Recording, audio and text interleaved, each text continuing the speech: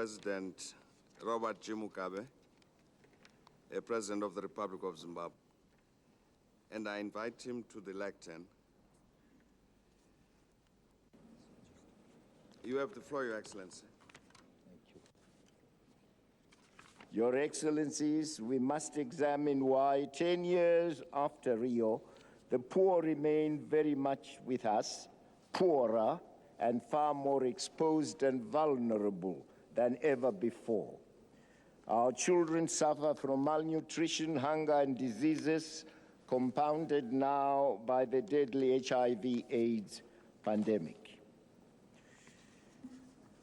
The betrayal of the collective agenda we set ourselves at Rio is a compelling manifestation of bad global governance, lack of real political will by the North, and a total absence of a just rule of law in international affairs.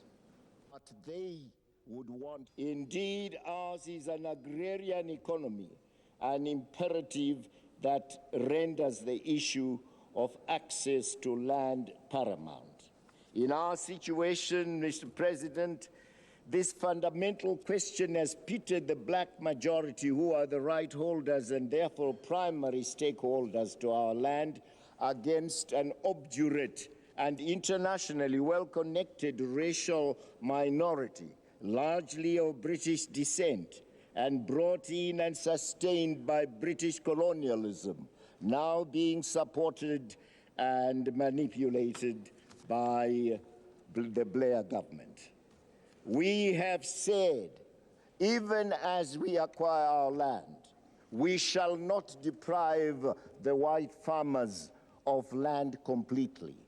Every one of them is entitled to at least one farm, but they would want to continue to have more than one farm. More than one farm indeed. 15, 20, 35 farms, one person. These are not figures I am just getting out of my mind. They are real figures. So no farmer is being left without land.